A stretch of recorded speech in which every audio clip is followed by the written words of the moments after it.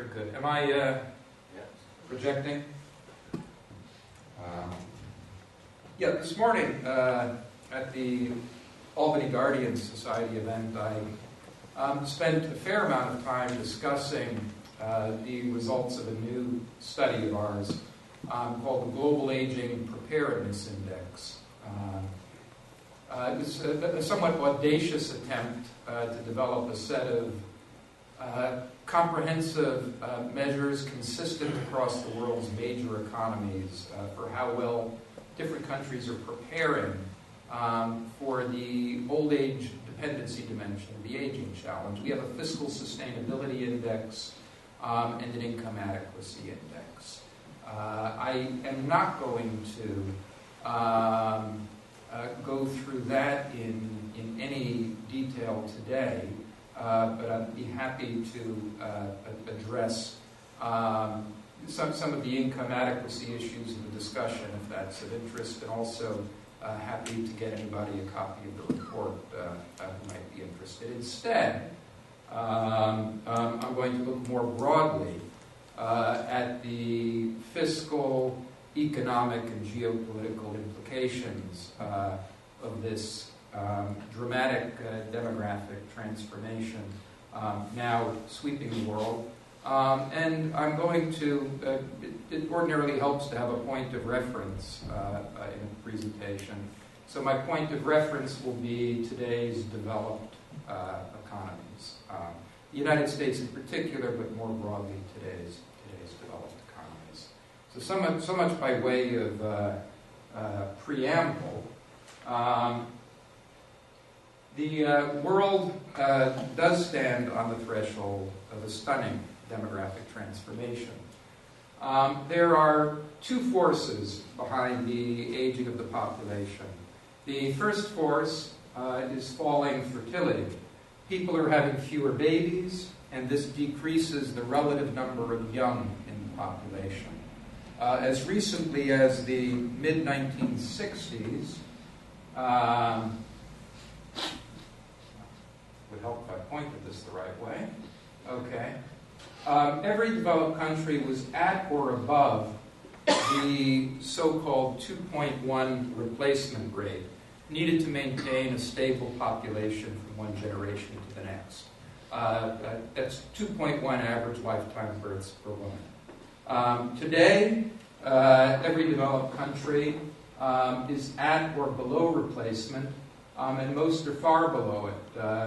In Italy, 1.4, Germany 1.3, Japan 1.3. In fact, there are only two major developed economies, the US and France. France actually is now at 2.0, that are essentially at replacement fertility. And I like to take some personal credit for this outcome in both countries. No, in all seriousness, no, my wife is French, and we have three children, small children still, because I got married in my dotage, with dual nationality. So what one might think that the demographers at the U.S. Census Bureau and at INSEE in France would be sophisticated enough not to double count our children in the projections, but I wouldn't be too sure about that. Fertility is the big quantitative driver of the shift in age structure. It's the hollowing out of the base of the population pyramid. But life expectancy is also rising. And in fact, it's risen quite dramatically even over the course of the post-war era. By about 10 years on average in the developed countries, every developed country is now in the upper 70s or even age 80 or a little bit higher. This is unisex life expectancy combined for men and women. Life expectancy for men a bit lower, for women significantly higher in most countries. Relatively few demographers expect expect this trend towards longer lifespans to stop or to reverse. And in fact, though there are some wrinkles to that story, but the emerging consensus in the profession is that we can expect in most countries a continuation of the historical trend. So you put these two forces together, and what you get is a dramatic aging of the population. This is the share of the population aged 65 and over, the conventional threshold of old age, but not necessarily of functional senility, but a convenient threshold which corresponds fairly closely to the traditional retirement age in most countries. And I think there are two things that are remarkable about this chart. One is that some countries get really old. You're looking at 34, 35, and 39% of the population aged 65 and over in Germany, Italy, and Japan by mid-century. That's, 1 out of 3, 2 out of 5 random people you meet on the street, elderly. The other thing that's remarkable, I think, is that despite all of the concern, not entirely misplaced, but all of the concern about the looming retirement of the U.S. baby boom, we are at the young end of the spectrum in the developed world. We're the youngest of the rich countries today, and we will still be the youngest even after the last of the boomers pass on to that great Woodstock in the sky. Now, the baby boom, because it's the result of a surge in birth rates after the war, has been, as it's moved across its life cycle, it's created this sort of population lump, sometimes inelegantly referred to, as a pig in a python. Okay. And it has been, as it's moved through midlife, through the working years in midlife, it's actually slowed the aging of the population. The median age has continued to rise, but the elder share has been flat for the past 25 or 30 years. And now it leaps upward as boomers retire. So there's a demographic shock and a fiscal shock and a labor market shock. But at the end of the day, we end up about where Japan and Italy are today. But it's not just changing age structure. It's also more slowly growing or indeed contracting populations. This chart is showing cumulative percentage change in the population 2010 to 2030 and 2010 to 2050, so over the entire next 40 years. And again, in the previous slide, you could see an emerging generation gap, if you will, between the United States and the rest of the developed world. The median age in the U.S., what is it now? It's 36, I think. Is heading for 39 or 40 by the 2030s, 2040s. Europe is now 40, heading for 50. And some countries will reach 55. So there's an emerging generation gap. There's also an emerging growth gap. The United States will add roughly 100 million by 2050. We could debate whether that's good or bad, but it's a growing population. Europe will lose 100 million. Japan will have a rapidly contracting population. The Japanese government, you might be curious to know, actually projects the date at which there'll be only one Japanese citizen left living. The date at which the last Japanese baby will be born and the last Japanese senior expires. At extreme sub-replacement fertility, at a 1.2 or 1.3 fertility rate, once you're in steady state decline, you're going to be losing 35-40% of your population from one generation to the next. Japan's population, unless fertility rises or unless they decide they actually like immigrants, Japan's population will fall from the current 125 million to about 55 or 60 million by the end of this century, and then that just continues to unwind. Of course, nature abhors a vacuum. Either people will start having more babies or someone else will move in.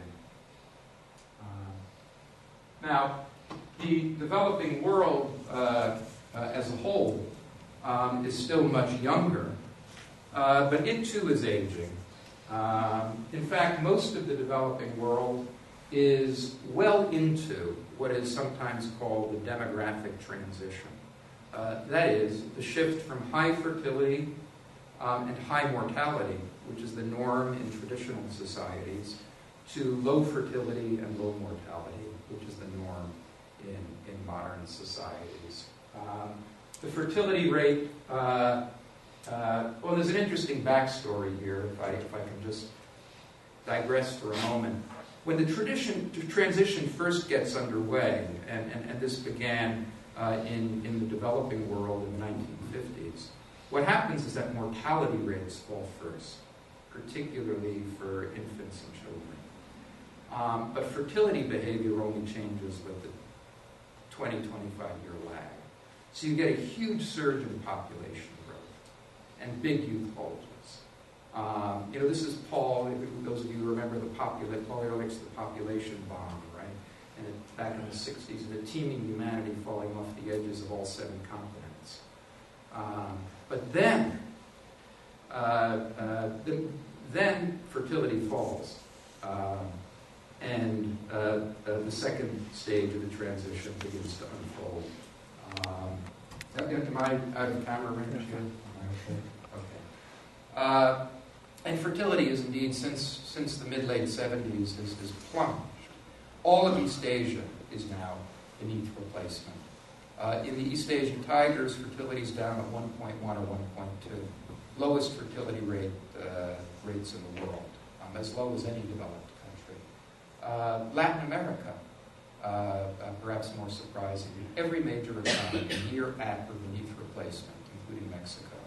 Brazil has a lower fertility rate than the U.S. Still higher in South Asia, but India's come way down too, probably to around 2.7 or 2.8 now, and it's falling. So you have a dramatic demographic transformation underway in the emerging world as well, though it's happening with a lag. You might call it a second wave of global aging. And the progress of the transition is very uneven. There's a much bigger difference. There's a much wider range of fertility rates and outcomes than there is in the developed world. You do have some places like sub-Saharan Africa and some poor Muslim majority countries that are still very rapidly, that have towering birth rates and are growing very rapidly. But most of the rest will follow the rich world into humanity's great future. Now, a couple of challenges, and the most obvious, the most direct, and the most certain is the fiscal challenge. Graying means paying more for pensions, more for health care, more for social services for the elderly. Falling fertility and rising longevity translate directly into a falling support ratio of workers to retirees. And a falling support ratio of workers to retirees in turn translates directly into a rising cost rate for pay-as-you-go social insurance systems in which the current working generation directly supports the current retired generation through their contributions or taxes. And what we've done, the one thing we've done at CSIS is to construct it's a hypothetical projection. It's what we call a current deal projection. And it's meant as a gauge of the potential fiscal pressure but also social pressure to maintain benefit promises. And this is not the current law projection. In some countries, the current law is actually well beneath the current deal. Right? The current deal assumes that retirement ages remain unchanged and that benefits remain unchanged relative to wages. Sort of the generosity of the social contract, if you will, is maintained. And then if you run that out with the changing demographics, you get a clearly unsustainable trajectory in those countries. On average, an extra 10% of GDP going to old age benefits, either pensions or health care, by mid-century. Now, the current law in some countries is lower because on the pension side, many European countries and Japan have actually begun to grapple with the fiscal challenge and enacted deep cuts in the, not for anybody currently retired, and in some cases not even for anybody currently old enough to vote, but big prospective cuts in the generosity of pension systems, and we can talk more about that. So how do you pay for this? Well, very few countries, frankly, have the fiscal room to raise taxes to pay for more than a fraction of the projected cost growth. I used to make the argument that the United States was an exception and did, and I do think we have some tax room. We obviously have a lower tax burden and a smaller public sector overall than in Europe's expansive welfare states. But a lot of these future potential tax dollars are now pre-committed to our creditors in China. The huge run-up in the public debt reduces the fiscal room we have to accommodate growing expenditures on old age benefit programs. So benefits are going to have to be adjusted, and as I mentioned, many countries, including Japan, Germany, Sweden, Italy, have made big prospective adjustments, but the required adjustments are large if you want to sort of balance the system and stabilize costs as a share of GDP. If you want to do it by raising retirement ages by between 7 years in the U.S., 11 years in Japan. If you want to do it by cutting benefit levels, you're talking about a relative benefit cut of 2/5 to about a half. So those are very, very large adjustments, and unless countries somehow fill in, if they do it through benefit cuts, fill in the resulting income gap, you may just be trading a fiscal problem for an income adequacy and an elder poverty problem. So what does government do when faced with a choice between economically ruinous tax hikes and politically impossible benefit cuts? Well, you've got two further options. Right? You can cannibalize the rest of the budget and cut other spending. We see that beginning to play out before our eyes already in budget debate in Washington. Or you can, at least to the extent that the Chinese remain willing to lend to us at affordable interest rates, you can borrow. You know, there are two things we know for certain about the federal debt and financial markets, for absolute certain. One, there is a point at which money will not be lent at affordable interest rates. And number two, we don't know what that point will be, and have no way of knowing. So that is a potentially worrisome situation. Okay. I threw in a chart actually on the United States. Solving this is not simple. We have those mainly on the left who would say, let's raise taxes. And I would concede, sure, let's raise taxes. But you have And this is the CBO projections. These are not mine. This is the Congressional Budget Office. 7.8%, about 8% projected growth in major entitlement programs, Social Security, Medicaid, Medicare, between now and 2040. You want to raise taxes? Well, that's the individual income tax take. Average 2000 to 2010, so this isn't, this isn't the trowel of the current economic, of the recent economic downturn. You'd have to double current income taxes. Alternatively, we've got those on the right who say, well, just cut all the waste and fraud and abuse out of it. Government's doing all these things it shouldn't be doing. Well, you could eliminate everything government does for national defense and national parks. And you would, you still wouldn't quite balance the budget by the year 2040. So what was it that Willie Sutton, the bank robber, used to say when asked why he robbed banks? He said, because that's where the money is.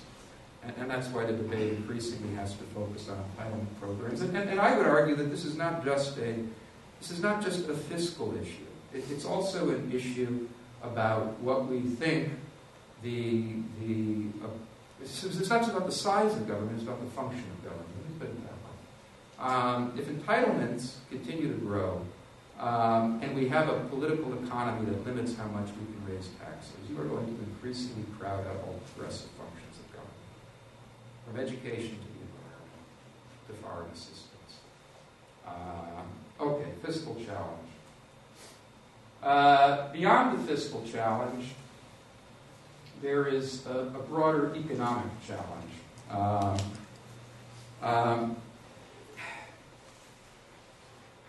Aging populations with more slowly growing or contracting workforces will see a slowdown in economic growth. Now, some people say that's pessimistic. You're being pessimistic. But I'm not being pessimistic. That's not pessimism, that's just arithmetic. Okay. GDP growth is the growth in employment, or more precisely, hours worked, times the growth in productivity or output per worker hour. And unless, take a look at the numbers here. Average annual growth rate in the working age population. By the 2020s, Canada, 0. France, essentially 0. Germany, minus 1.2. Italy,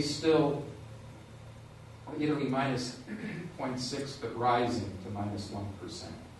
Japan, about minus 1%. Unless productivity growth surges, or unless labor force participation rates rise, in other words, a lot more people work longer, or a lot more women enter the labor force, aggregate economic growth will slow.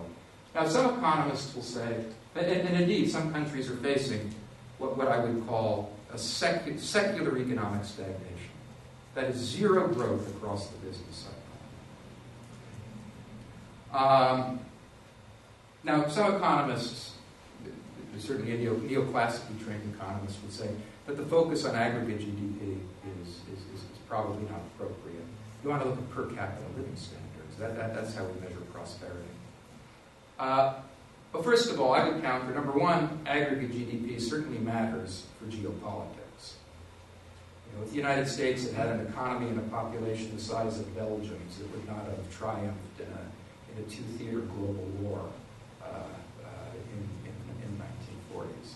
So anything that depends on economies of scale, right, aggregate size matters. Furthermore, the demographic shift may itself become a drag on productivity and living standards.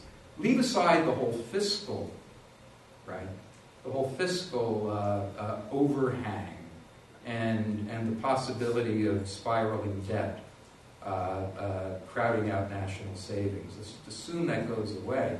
More fundamentally, you are going to have a lower savings economy as a larger share of the population moves into the harvest years, right, into the retirement years.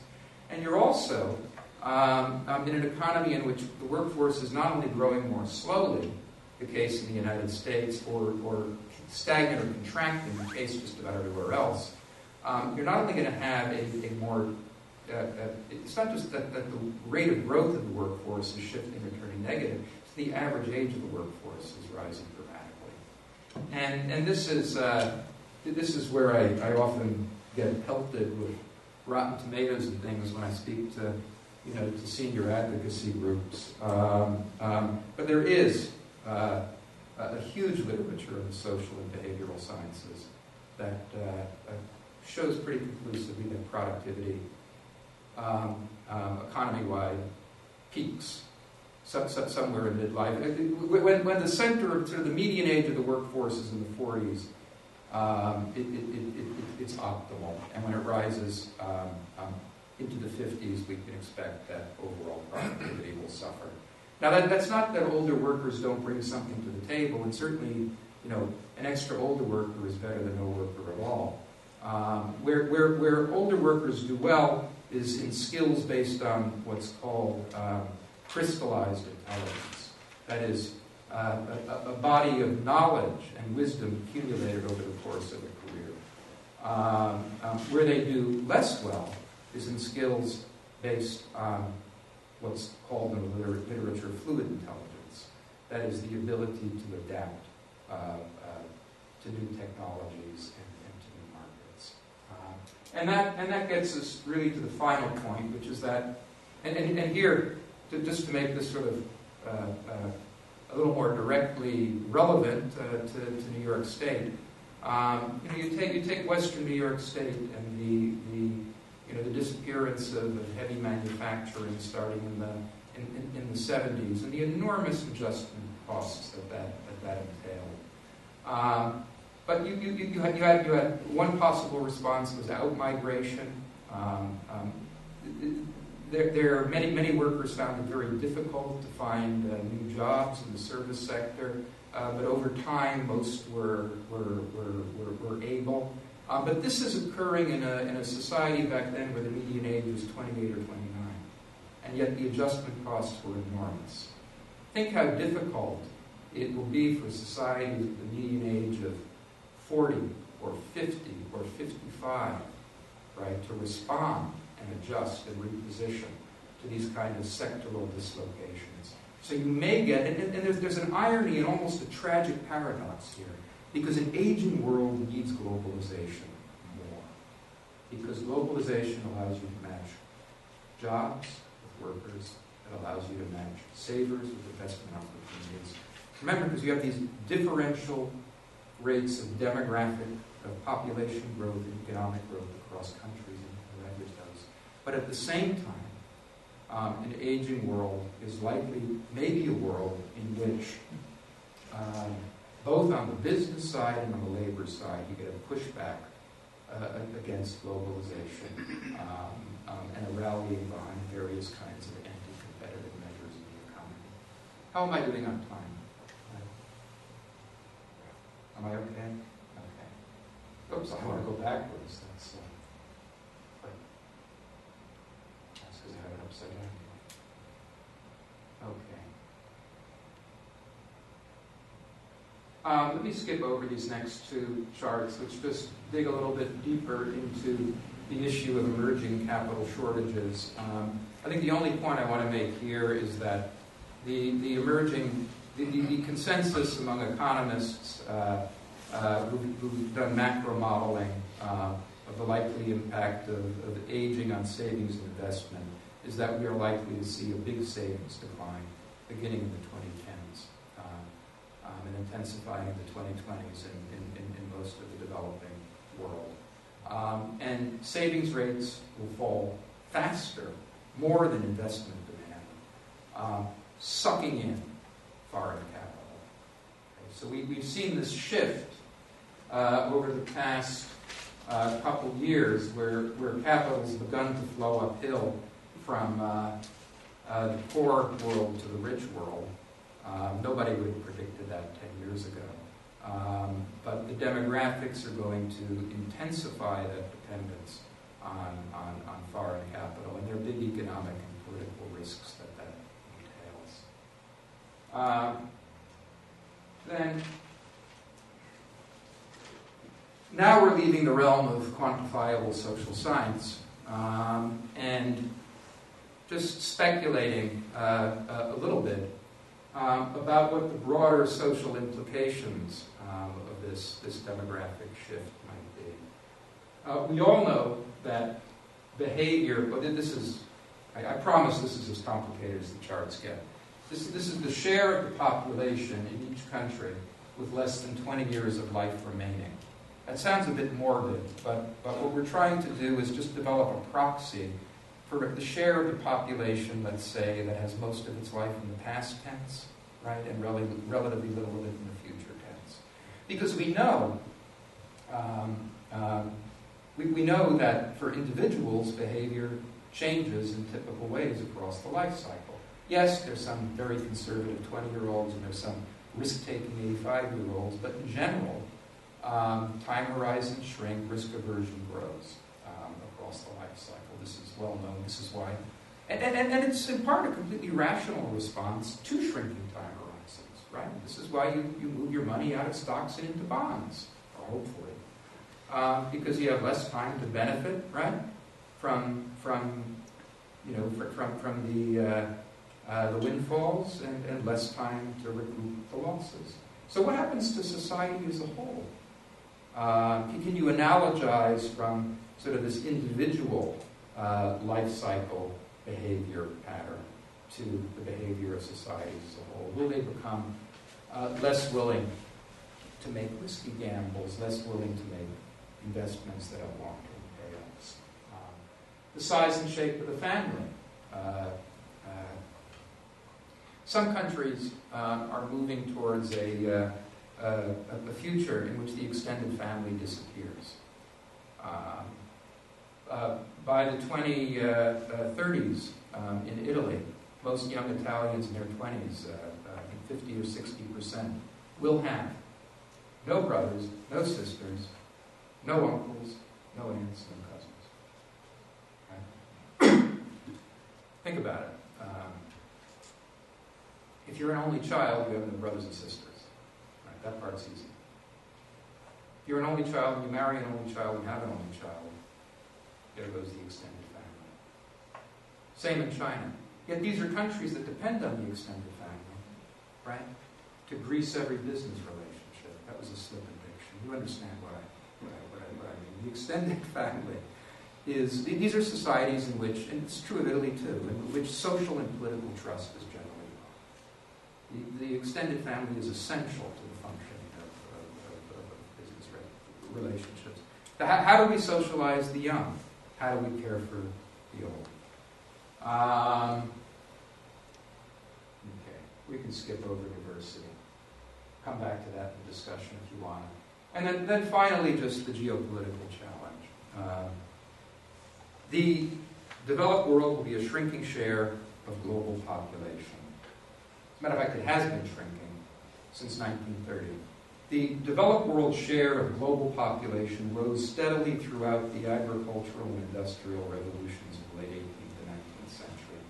It peaked around 25% in 1930, and it has been falling ever since. But note, the U.S. holds its current global population share. Europe likes to see itself as a well, before I get into Europe, let me move on to same thing, and even more dramatically for GDP. U.S. global share of GDP does decline slightly, but only somewhat. But what happens to Europe and Japan? They virtually disappear as global players. Europe, even as we speak, is its demographic and economic heft relative to that of the United States is speaking. By the 2030s, the relative dominance, economic dominance of the United States within the developed world will be back to roughly where it was at the end of World War II, 100 years earlier at the beginning of the Pax Americana. Now, this is a stylized projection that builds on current demographic and economic trends. I will, as I wrap up, I'll talk for just a minute or two about some of the ways in which we could squander this relative advantage and end up no better off. Should I wrap this up now? So this is a fun chart, but we'll vault quickly over it. Just the only takeaway here is that among the world's most populous countries, the developed countries disappear except for the U.S., which maintains its population ranking.